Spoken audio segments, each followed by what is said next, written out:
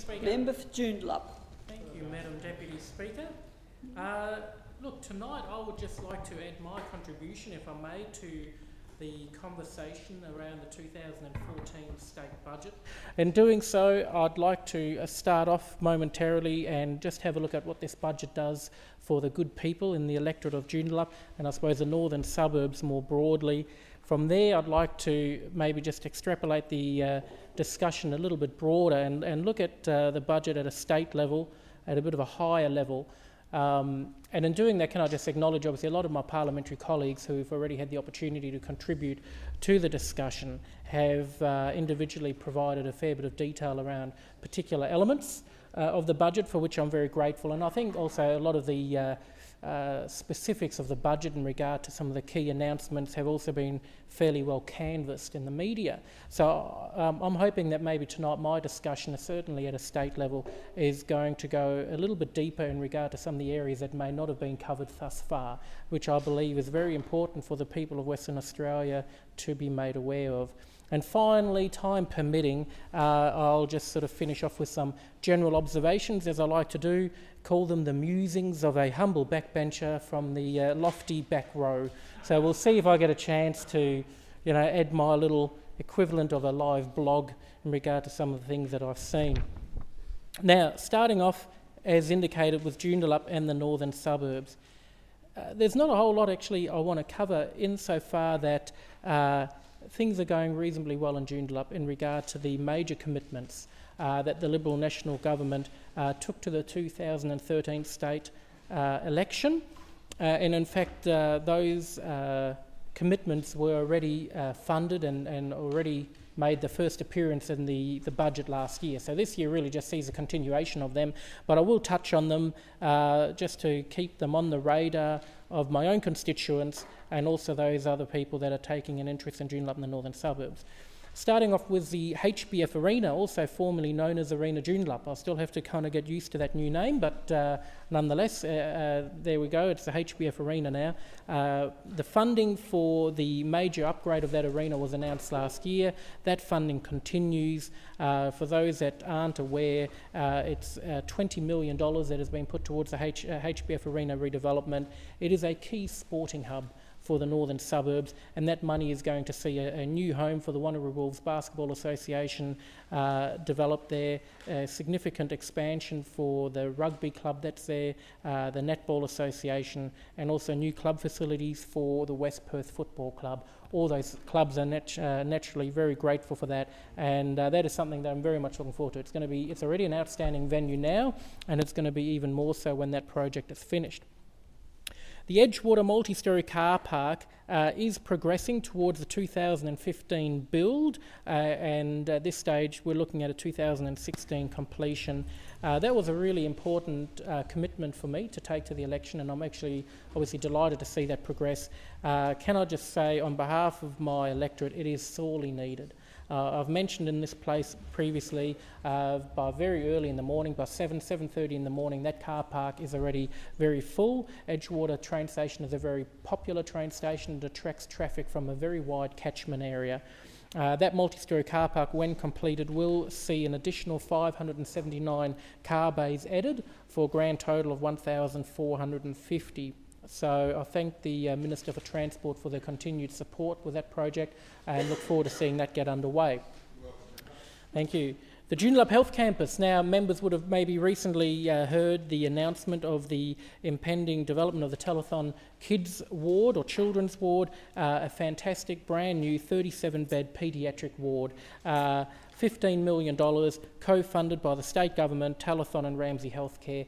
Outstanding initiative, very, very supportive of it. The health campus already has a dedicated paediatric emergency department. This ward will allow sub-tertiary paediatric care to be undertaken much closer to where people actually live. So obviously I'm very delighted about that. The Butler train line extension, while it's obviously slightly north of my electorate, I did have the opportunity to visit that the other day with the Minister. I've got to say, it's an amazing looking train station. As much as a train station can excite someone, it certainly achieved that with me. what people may not know, it's not just an addition of the train line and the inclusion of a Butler train station. There's actually a whole raft of new bus services that are being added as well into that catchment area that are going to service that train station. The reason why I mention it in my speech is that I have no doubt that once that comes online, it will have direct beneficial roll-on effects to train lines further south, including Currumbine, Joondalup and Edgewater, which are currently, I believe, taking some of the traffic, if you like, and patronage because of the Butler train station not being online yet. And obviously, I've got to say, it is ahead of schedule and under budget, an outstanding outcome. We also have the decentralisation... Just member for Joondalup. Minister for Transport, you can't bring papers into the chamber. Thank you. Member for Joondalup. Thank you, Madam Deputy Speaker. Then we have the decentralisation project. So for members who aren't aware of that, that is a commitment to see roughly 600 government workers relocated to Joondalup. I believe that this is actually a very, very key and very important project for Joondalup. Joondalup has a window of opportunity to densify, if you like, to really become the CBD of the northern suburbs, and I believe that this undertaking by the government to take the lead role, if you like, to establish further commercial space, we're probably looking at around 11,000 square metres of commercial space to see that happen, is critical, and it is my hope and desire that private equity will follow thereafter. I continue to work very closely with the Minister for Finance on that project, and it's one that I'm personally very, very excited about. The 40-kilometre-an-hour LED school zone lights, obviously we see them rolling out across all of metropolitan Perth, and in fact even in the country as well. I think it's been canvassed well in this place. It's an outstanding scheme, and I believe Belden Primary School is the next school to receive that, so I look forward to seeing them coming in.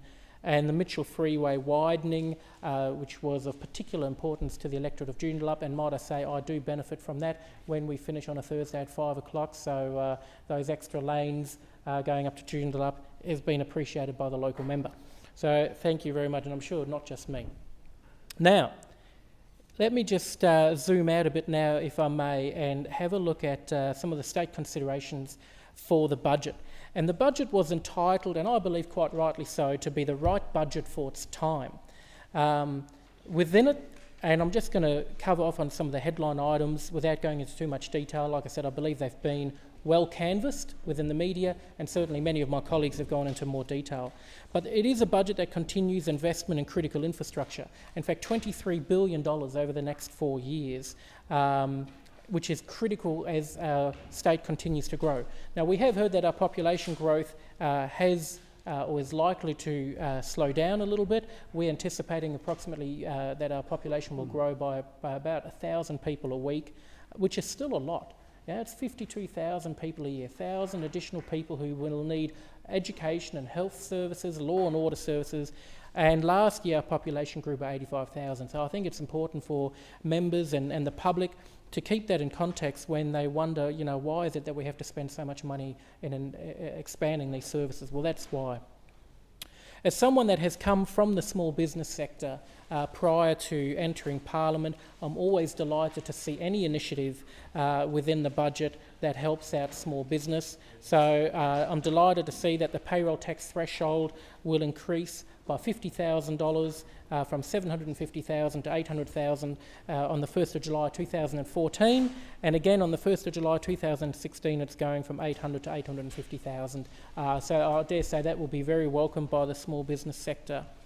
Now, we know that within this budget there have been some increases to fees and charges. They've been well canvassed. There have been increases to electricity and water and a raft of areas that the government provides. And whilst I think every average person out there would expect from year to year that there will be a change in fees and charges, there's obviously been a fair bit of conversation around them.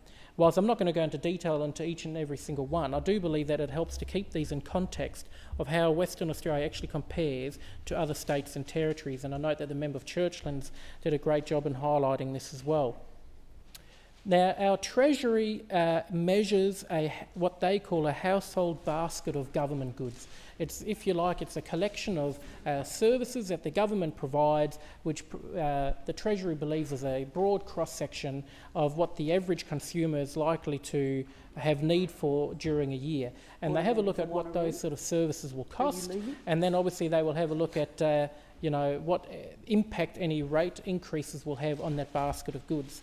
Now, the household basket of goods that the Treasury measures includes things such as compulsory third-party insurance, driver's licence fees, electricity, water charges, public transport fares, stamp duties and motor vehicle regos.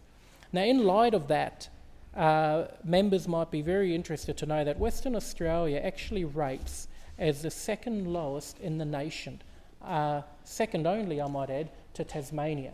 So, tongue-in-cheek, I could very well say we are the cheapest mainland state.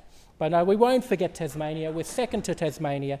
But all jokes aside, with all of those baskets of goods, Western Australia is the second cheapest, if you like, or the second most affordable. New South Wales, for example, is almost 40% more expensive than Western Australia. I believe that is something that should be kept in context when we're having these discussions. If you were to zoom in momentarily to compulsory third-party insurance, for example, you would actually find that Western Australia is the lowest in the country, and actually on average by almost more than half. By almost more than half. That is a significant difference. Now, WA's utility charges, water, electricity and the like actually remain below the 2013 and 14 national average. So the rates and charges that we're implementing this year are actually still lower than the national average for last year. So again, it's something that may not have been canvassed very broadly, which I believe would be handy for people in my electorate to know through my speech tonight. Our public transport fares are significantly below those of New South Wales and Queensland, and certainly highly competitive with all other jurisdictions. Now, we have also heard in relation to some of the changes that have been made to stamp duty exemption thresholds for first home buyers. That has obviously received a fair bit of media. We know that there has been a bit of a change with that. But again, I was hoping to bring maybe that into a little bit of context tonight as well, similar to what the member of Churchlands did earlier. It bears remembering that WA continues to provide amongst the most generous support for first home buyers in the country. There's actually a lot of things that haven't changed, good things that haven't changed. That includes the $10,000 grant for new home buyers. So if you are a new home buyer and you buy a new home, or you build a new home, you purchase or you build a new home, you will get a $10,000 grant. That has not been changed. That is still in the budget as we speak. Then there's also the $3,000 grant if you are a new home buyer and you buy an existing home. There's also a stamp duty exemption threshold of $300,000 for land, and that has been unchanged. And at this point, it might be worth reminding people that it is this government's priority to actually encourage new homeowners to build new homes. That's really what we want to see. We want to see new stock being added to the existing stock of homes. So our preference would be for new home buyers, where possible, to go and buy a home and land package, and if they do, the incentives that have been there last year and the year before are unchanged. Now, for existing homes, we do know obviously that stamp duty does now begin to be phased in at $430,000, where prior that was $500,000. But let me put that into context as well and give a few examples. Taking my electorate of Joondalup, which is hardly known as being a frontier or developing suburb, if you like, it's a fairly established area. If we were to take an example figure of, say, 450,000, so slightly higher than where the phasing in at 430,000 occurs, a quick search of realestate.com.au, as you do, actually found 152 properties at or below that price. So for $450,000 or less, in and around Joondalup, which included Ocean Reef and all these other suburbs around there, there were 152 existing properties available that a new home buyer could have availed themselves to. Now, that included apartments, it included duplexes, it included 3x1s, but there was a real variety. Now, at $450,000, there would now, under the current change, be, yes, we accept payable $3,800 in stamp duty. Not forgetting, if you're buying an existing home, you still get your $3,000 first home buyer grant that you can obviously use to offset that as well. At that bracket, at that $450,000 bracket, WA is still the second lowest taxing state in Australia after Queensland. Now, let me quickly move on to debt.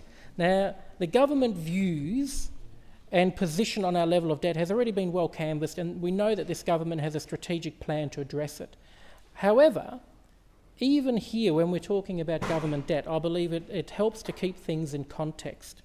When we actually view debt as a percentage of state revenue, WA's result of 60.4%, that's our debt in relation to our revenue, is again the second lowest, again after Tasmania. Not happy that Tasmania is beating us on a few of these, but so we'll work on that.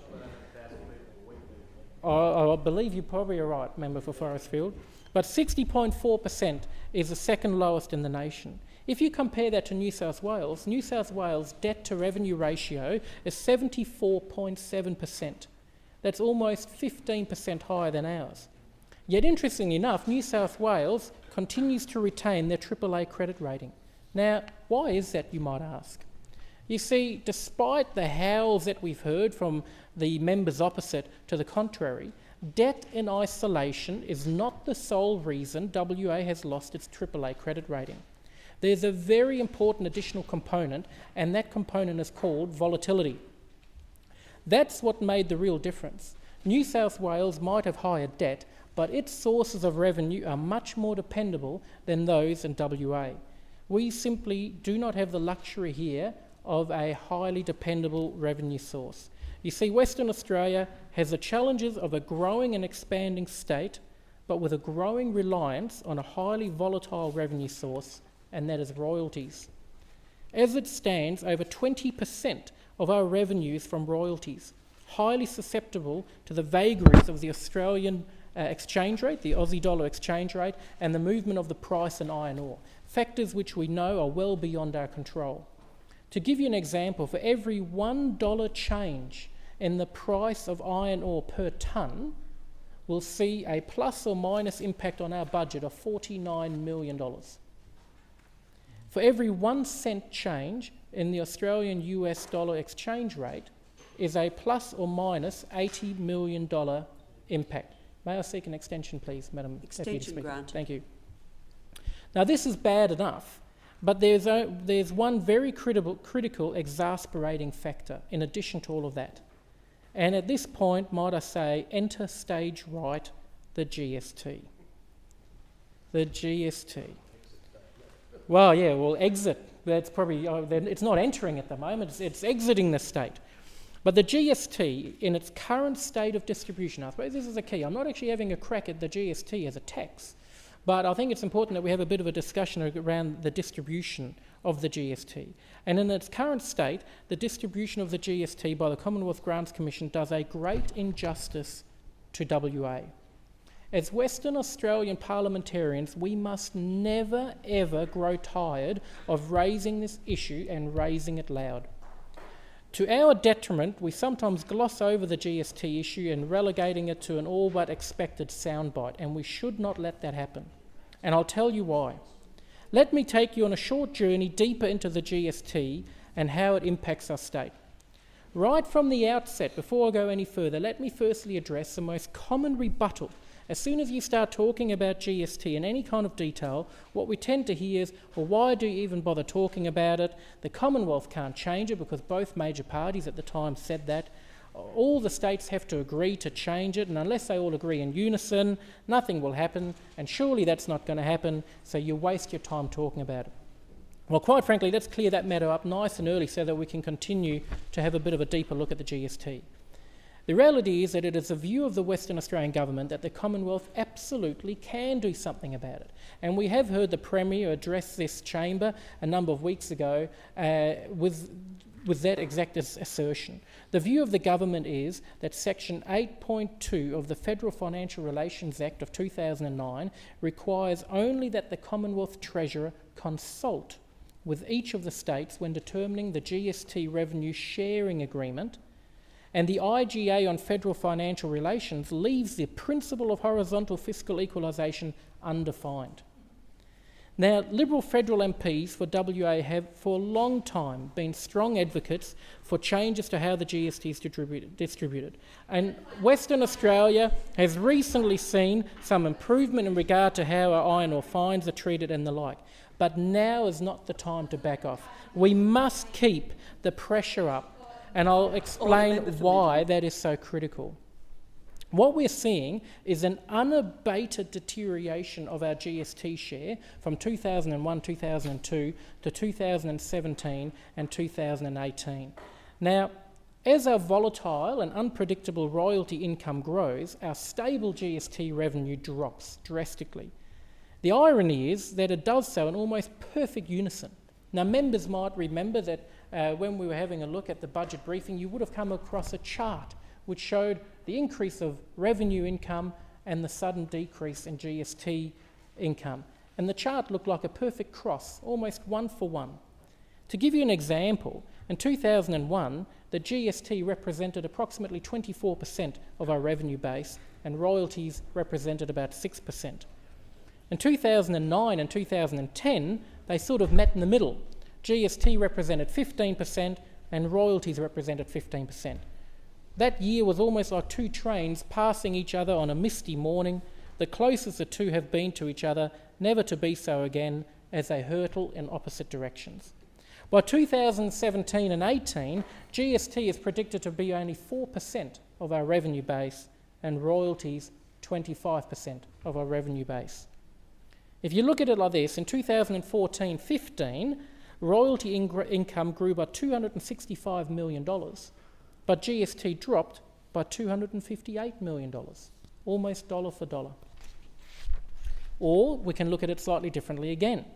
In 2006-7, WA received $3.968 billion in GST.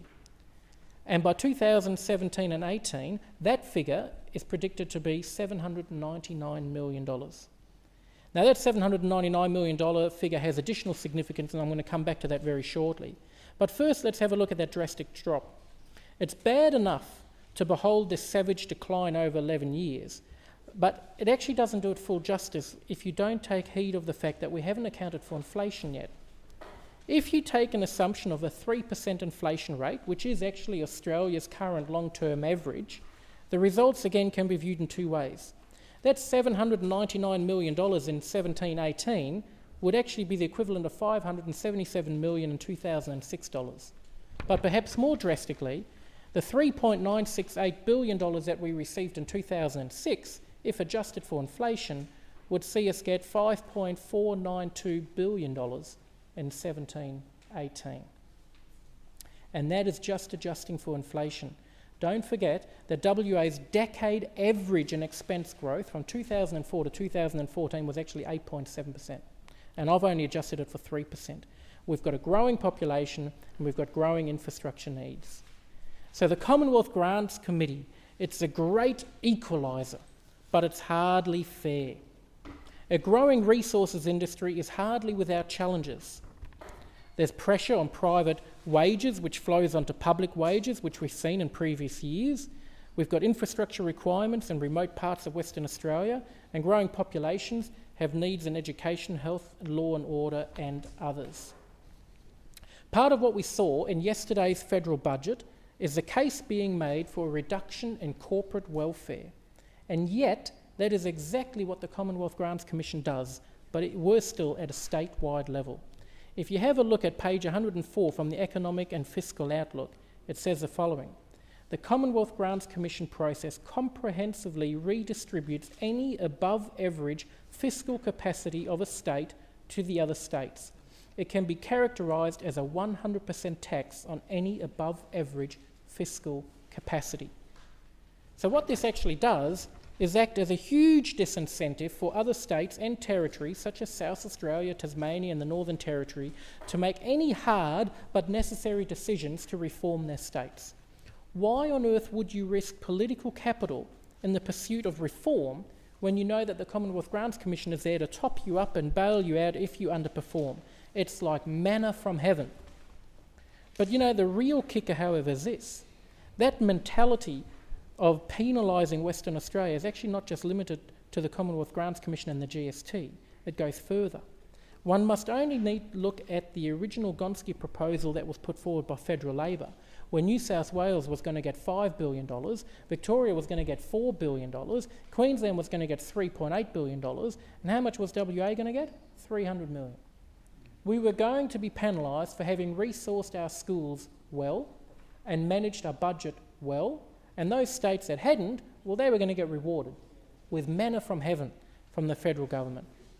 Even if you look at Commonwealth payments more generally, across the board, each state and territory gets a variety of Commonwealth grants and payments and whatnot. It's worth remembering that WA has a population share of the country of about 11.1%, yet we receive on average 7.5% of Commonwealth payments in 2014-15. Overall, WA is a net contributor of payments to the Commonwealth and the other parts of Australia to the tune of $20 billion in this coming year. Actually, my apologies, in 2012-13.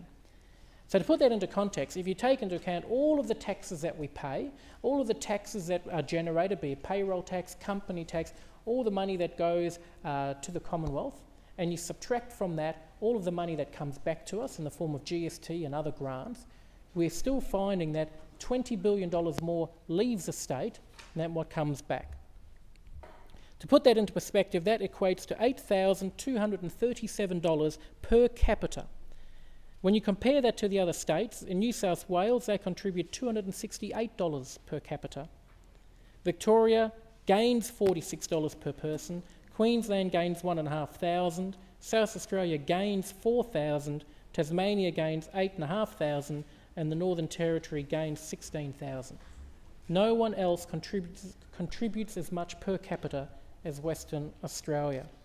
Now, I mentioned earlier that I would come back to the 2017-18 GST forecast and its additional importance, and that was, if you remember, the $788 million that we're projected to get in 2017-18. Last night we heard Joe Hockey state that the federal government would more or less vacate, to a large degree, the health and education funding space and leave a big chunk of that to the states. And in fact, he was quoted as saying, "State governments have primary responsibility for running and funding public schools and public hospitals, and the extent of existing Commonwealth funding blurs these accountabilities and is unaffordable." Now, being a strong federalist that I am, in principle, I agree with that. I agree that they're state responsibilities and it's good for the states to maintain control. However, my clear message to the federal government is that you can't have your cake and eat it too. You can't collect this vast amount of revenue from all the various states and then keep that to yourself, but put an extra burden on the states to carry their load. And right from the outset, can I say, fixing, if you can call it that, the GST distribution on its own is not good enough, because the fixing of the GST distribution should be happening irrespective. Irrespective of the decision by Joe Hockey, we should be fixing that. If we are to take over the full funding responsibility, or the large chunk of funding responsibility of health and education, we need to heed the recommendations of the Commission of Audit and give the states the ability to have a share in income tax receipts. Now, I've only got 2 minutes left. Can I just quickly finish off by saying that, not surprisingly, but disappointingly nonetheless, what we have heard thus far from the opposition under the leadership of the member for Rockingham is unfortunately a typical of flip-flop politics. Oppose for the sake of opposing, and even then common sense and logic seems to be optional at best. Member after member has declared more should be spent there. You haven't funded this. I want this. We want more of that. This is underfunded. We should have budgeted more there. Then, in the same breath almost, they've also said, oh, but you've overcharged there. Oh, we wouldn't have charged that. Or we wouldn't have increased that. You're cruel for doing that. That cost is too high. You can't cut that, and so forth. Finally, then they go on and say, and your surplus is too small. While you're at it, your surplus is too small, and your debt's too high, and that should be low as well. For people who read this in Hansard or watch it on YouTube or whatever later, You got to trust me that it had to be seen to be believed. It was unbelievable. I didn't know whether to laugh or cry. It was amusing if it wasn't so important. But can I just say, if Labor had their way, if someone was to actually sit down and do the numbers, what the budget would look like under Labor would be an absolute train wreck, and excuse the pun in relation to Metronet. But if you actually stitch together all of their wants and all of their desires, more here, less there, I would hazard a guess we would be billions of dollars in deficit. Easily billions of dollars in deficit. So finally, can I say, this budget has got my support. I do congratulate the Treasurer, the Premier and the Cabinet on their leadership, and I do commend this bill to the House. Thank you very much.